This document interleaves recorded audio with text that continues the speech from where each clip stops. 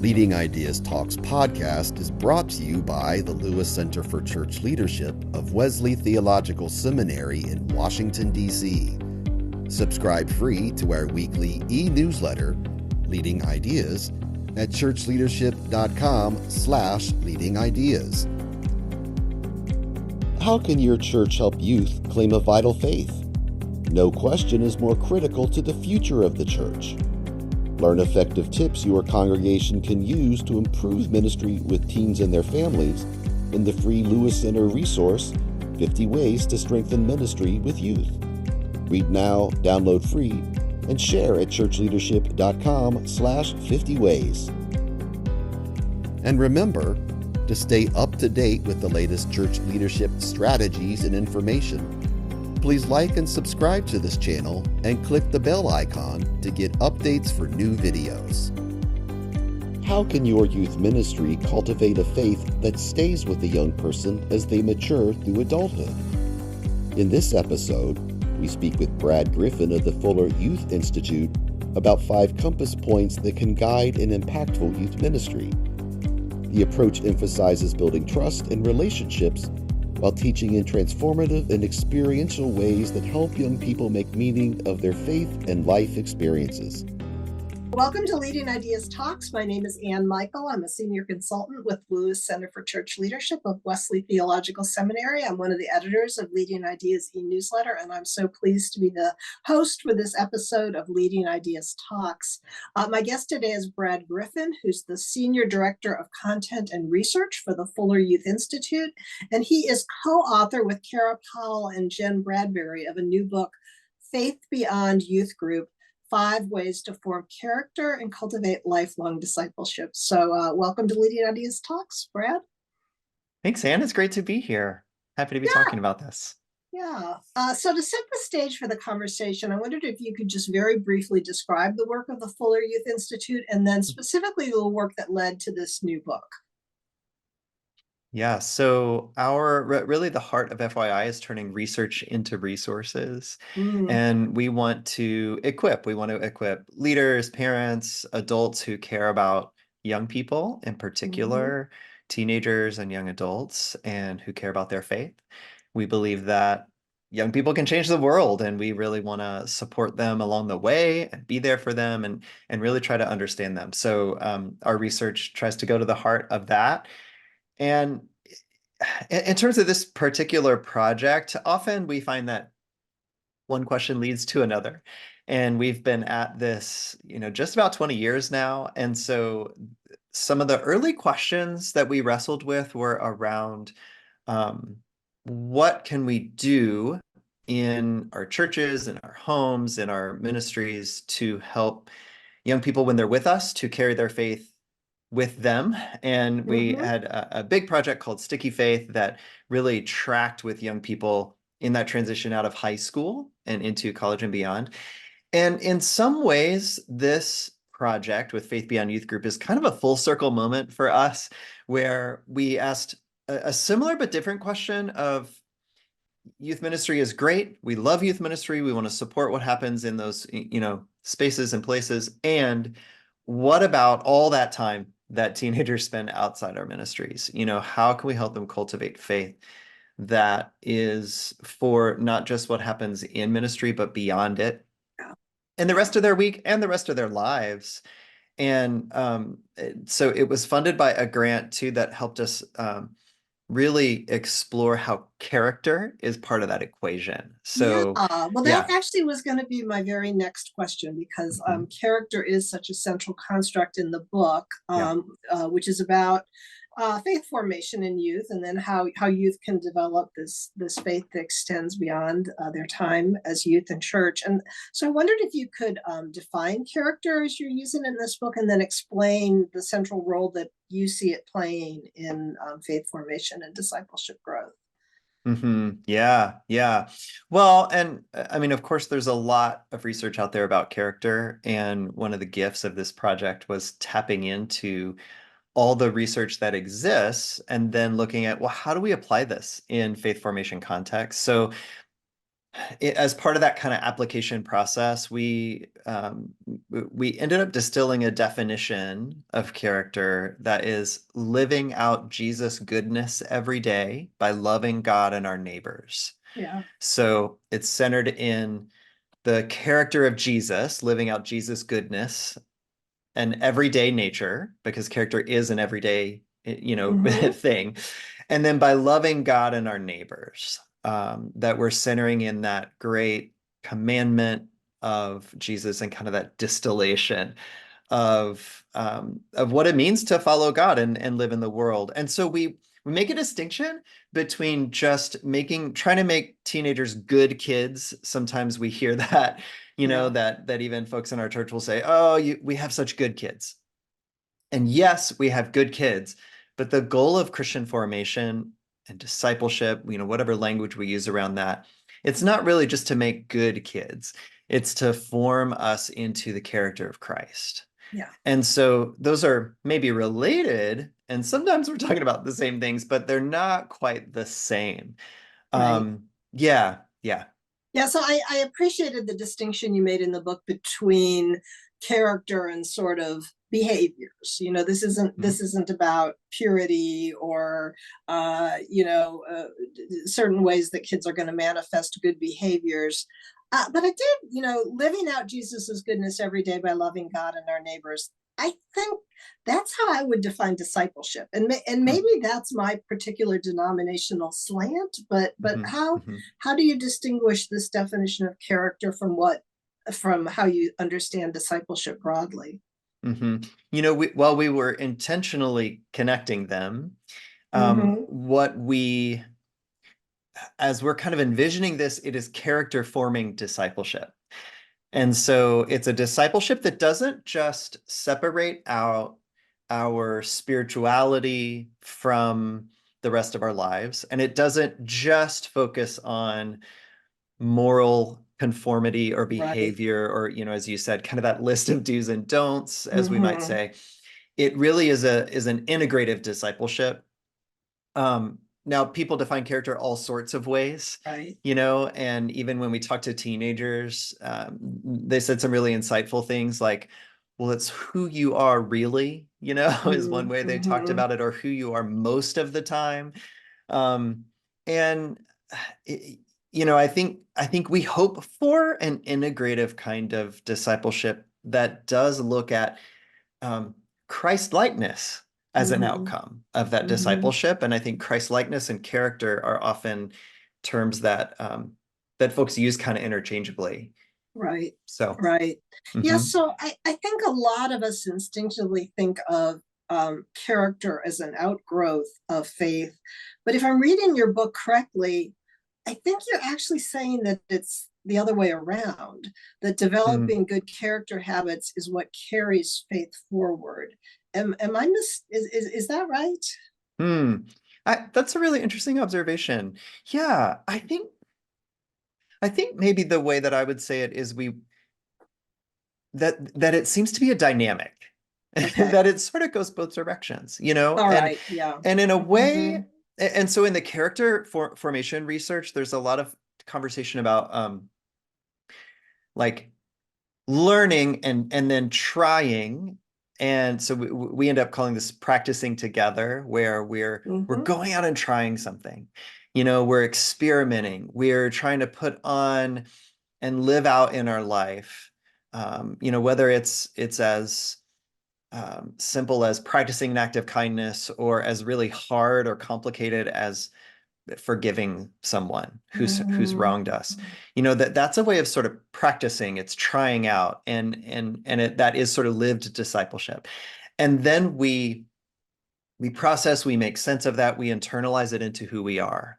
And so it's sort of that dynamic, that becomes believing and acting are sort of reinforcingly connected. It's not one necessarily leads to the other. Well, let's get into the heart of the book.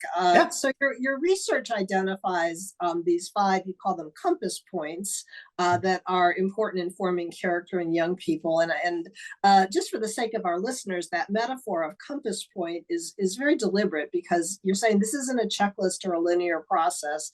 These are just sort of 5 ways to orient your efforts in working with youth. And just I'll name them quickly: cultivating trust, modeling growth, teaching for transformation, practicing together, and making meaning. And we don't have time to talk about all of them today, but I wanted to hone in on 2 that I found particularly interesting.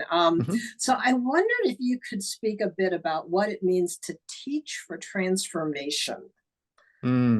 Yeah. Well, teaching is interesting because I think most of us in ministry, we kind of feel like teaching is the thing we do, like we have this down, we sort of know what it's about. And in some cases, it's how we prepare most. We prepare a lot to teach, and in some cases, to preach, or to really think about the content and how we communicate belief, how we handle scripture, all of that. That's all important.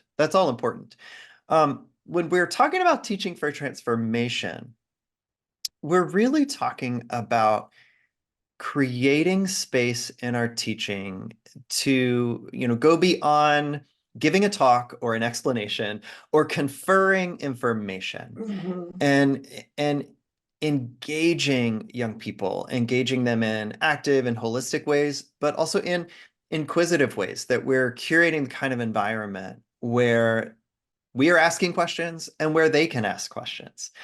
One of the things that we really encourage is that we follow Jesus' own example in teaching. That, sure, Jesus said a lot of things, but so often he was asking a question, and he was asking a question in response to a question. By some counts, he was 40 times more likely to ask a question than give an answer. And so, we really want to encourage leaders to think creatively, experientially, to think about discovery as opposed to just information transfer. And, we talked with a lot of ministries. So as part of this project, we were interviewing youth pastors and leaders, and we did some site visits, and we heard from a lot of folks who really focus in on this kind of approach, a discussion-based approach or question-based approach. And there's so much deeper opportunity for engagement than when we're just really focused on teaching information. Right.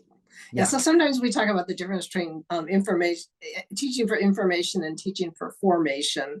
But so in the book, with regard to this, you talk about fostering critical thinking and teaching within the context of community and being modeled on the way that, Jesus was teaching, not just with asking so many questions, as you've just mentioned, but also telling stories. And so it seems like it's a much more interactive and engaging way of teaching than I think what we're used to. Particularly. Yeah, and I want to encourage too that we don't shy away from tough topics and tough issues. And I mean, here we are in an election year again, and one church in our research, they talked explicitly about how in 2020, their church was kind of split over political parties, and partisanship is a huge divider in many of our churches, and it feels like we can't talk about this, right? And it was so interesting in interviewing at this church, and also talking with young people at that church. Different age groups brought up that in that season they had 2 elders host a discussion about like why they were voting for different candidates, and they did that respectfully. And that was the key that that people really mentioned, is it was huge, A, that our church went there, and B, that we modeled how to respectfully engage in disagreement, and how we're trying to process our own faith and discipleship, in light of something as charged as our political positions these days. Yeah, sure, of course. Yeah. So I want to move on to another of the five compass points, and that's the idea of making meaning. I wondered if you could define what you mean by that, and maybe talk about what that looks like in practice, this idea that we need to be fostering ways to make meaning. Meaning makers, they impact our lives so deeply. I have 3 kids, and they're teenagers and young adults, and one of my daughters is a huge Taylor Swift fan. And we talk about this, and we talk about her music and her impact, and I'm convinced that one of the reasons that Taylor Swift has such influence, not only with young people, but across generations, but in particular, in our day, is that she does so much meaning making in her music, that she is trying to take hard experiences and make sense of them in her life. And one of the things that people write about over and over related to her music is, young women in particular can find themselves in some story that's in a song. And I think that's a great example for us, because making meaning is really how we make sense of our lives. And we might say, in the context of discipleship, we're making spiritual sense. We are taking what happens and we're exploring it together and trying to integrate it into our own understanding of the world and our understanding of our lives. And that might be our very personal experiences. For a teenager, the thing that matters to them right in the moment that feels so intense, whether that's getting cut from a team or getting a huge part in a play or breaking up with that boyfriend, or, whatever that is, like, those things matter huge. And the things that happen in our world that feel confusing or unsettling or scary, whether they're global events or local events. And young people need help making meaning of those realities too. How do we make sense of this in light of our faith?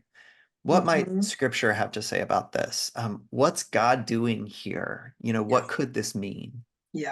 Yeah. So in the book, you mentioned some questions: what happened? Why does it matter? What now? Or helping people identify why things are important, attaching values to things. I mean, I do think that this is so critical in faith formation. As I was reading that section of the book, I thought a lot about it. I've led many mission teams in my time in church leadership, and I think about that work that you do with the mission team to make to debrief, to understand the significance of what you're doing, to think about it, what it means about God and your faith journey. And we're not always as deliberate about that. I think it's, a mission trip provides a very tidy container for doing that kind of work, but we're not always as deliberate in other places about doing it. So I do think that it's such an important faith building practice. And I'm really glad that you've highlighted it. Faith formation today is, I think we all understand why it's critical in youth ministry, but I think maybe youth ministry is kind of the canary in the coal mine. I think it's a critical issue for the church as as a whole. And I think that so many of the paradigms of faith formation that the church has relied on for generations, worship attendance and classroom-based learning and faith modeled at home, all of those things are eroding so quickly that, we're all aware of the limitations of the way that we have traditionally tried to form faith among people of all ages. But we're not really sure what the new playbook is. And I think one of the reasons why these practices of teaching for transformation and making meaning really hit home with me is it seems to me that they're not just critical for youth ministry, they're critical for ministry in general. And I mean, I know your gig is youth ministry, but it does seem to me that you're pointing to practices that are critical for all leaders in the church today. Yeah, I think that's right. And I think there's a real crisis of meaning. Just to stick with that one for a minute, there's a real crisis of meaning in the church today. and a sense of purpose of what are we here for? What are these Mhm. communities? What are we doing here? Yeah. I have the opportunity to preach periodically in my own congregation, and I just got to preach this past Sunday, and I was wrestling with this myself of like, what does my community need to hear right now as we're making meaning of this moment we're in, this season we're in, and what it looks like in this case, to trust God together. How do we trust God together in the midst of all of our realities? And I think for many churches, I mean, all the data continues to show that churches are struggling post-pandemic, that Right. churches were struggling before the pandemic, and that sort of the church landscape across the US, the pandemic only served to accelerate some of the Right. patterns we were already seeing. And there's been all kinds of, well, in fact, I just saw some new research around from the pandemic impact study, the EPIC study, that Yeah. Mm-hmm. that in 2023, that just data from just this past year, that half of pastors considered leaving ministry. Yeah. And, that's not in the heart of the pandemic. That is 2023 data. And, Right. we hear so much about burnout and struggle in ministry. And it's conflict in the church and relational strain were some of the big um, factors that pastors named, that clergy named, and being just exhausted. Yeah. And I think that is so true across, whether we're talking about youth ministry or other kinds of pastoral ministry, that we're struggling. And I think meaning making is a piece of Mhm. that. We need Right. we need to know, I mean, for those of us in ministry, how are we making meaning of our own roles, right? Right. Yeah. How do we Yeah. It make begins meaning with the out of this? leaders. Yeah. Yeah. Yeah, that we're trying to, Yeah. and then also how do we sit as that sort of core meaning maker in a community, Mm-hmm. where we're helping people process their lives and figure out next steps. And I think that's a huge discipleship task. I think it's a huge spiritual Yeah. formation Yeah. task for us. Yeah. Yeah. It is. You know, I appreciate you bringing up that issue of burnout. I mean, one of the things I took from your book that I think is so true, that burnout is, certainly a factor in burnout is exhaustion and having to work so hard, but a bigger factor is feeling that you're not succeeding, that you're not making an impact. And I Yeah. think that, one of the big burnout factors for people in ministry is feeling like they're not making a difference. And that's real. I want to go back, follow up just on what you were saying just a few minutes ago. You know, it seems like all of these points in your book, these 5 approaches for youth ministry, they really do rely on leadership that's quite insightful and Mm. capable and highly motivated and faithful, very relational. I mean, it takes a certain kind of leader to be able to lead in the way that you are imagining. And so I guess one of my questions is, how do we help our youth leaders develop these capabilities, the Mm. maturity they need to lead in these ways that I think are quite um, perhaps subtle. Yeah. Yeah. I mean, I think today's youth leaders need mentoring and Yeah. accompaniment themselves. I think they need pastors and, leaders who are committed to walking with them, in particular younger youth ministry leaders, which certainly isn't everyone, but Mm-hmm. um, one of the realities often in youth ministry is that younger leaders lead the way and are Yeah. given significant responsibility with very little training or experience themselves, and with not a lot of life experience. Right.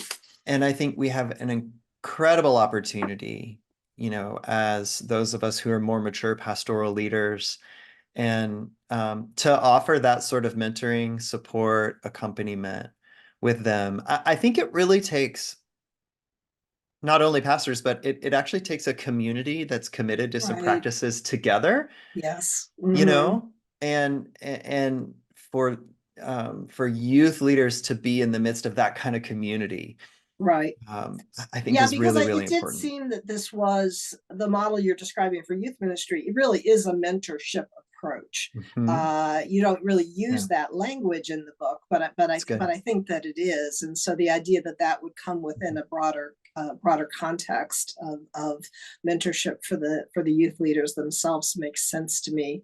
Mhm. Um, to begin to draw this to a close, I mean, you know, we've been talking pretty abstractly about some of the concepts in this Yeah. book. I wondered if you could paint a picture or share an example of what a youth ministry built around these compass points really looks like. I mean, I think we all have in our mind an idea of what youth ministry is like. Uh, what might be different? What would a youth ministry that was following these compass points look like? Mhm. Mhm. Yeah, yeah, that's good.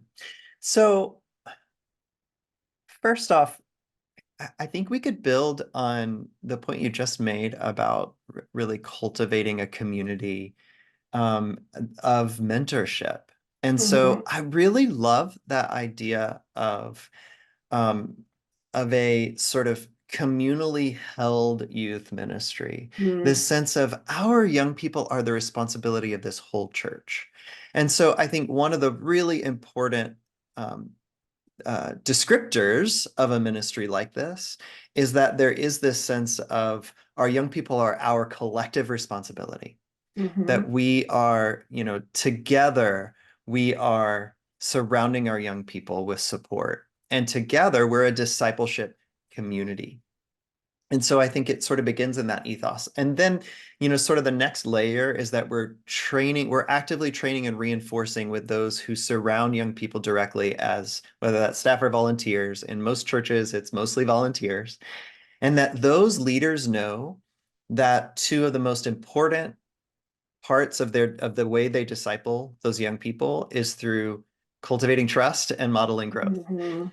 And we didn't get into those in Right. depth here, but trust is the foundation of relationships, and we have a huge trust crisis today, in Yeah. particular across generations. And so as a leader, and I'm a youth leader myself, I have to establish and hold and cultivate that trust with young people in really practical ways. For example, showing up outside of church to the things that they do, showing up at that Mm. game or that performance, that is a way of cultivating trust, being there when I say I'm going to be there. Modeling growth is that my own life as the adult is the context for discipleship for that young person. And so before I teach anything, I have to be the kind of person who is living out an authentic and imperfect faith Mhm. around other people.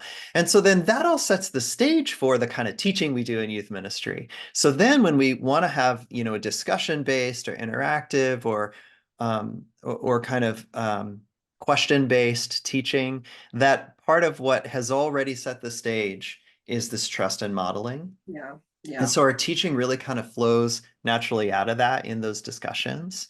And then the practicing together and making meaning piece, they really kind of go together. And you brought up Yeah. mission trips, service experiences, anything we can do to get kids hands-on, whether that's Mhm. in the church or beyond the church, or ideally both, that they're trying, they're practicing, they have Yeah. opportunities to get active and to serve and to give and then to make sense of that.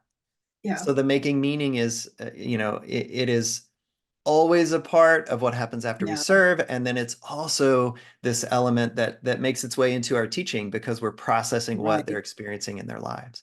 Yeah, well, thank Yeah. you for pointing out that all these things are holistically connected. I mean, I Mhm. think probably in lifting two of the five, I didn't really fully allow you to share how all of these things are Yeah. holistically connected. And trust, I mean, trust is so important to any ministry. I mean, this book is a reminder of how relational ministry is in general. And specifically, I mean, part of your book, you talk about the characteristics of Generation Z and how Mhm. they are, anxious and skeptical and Yeah.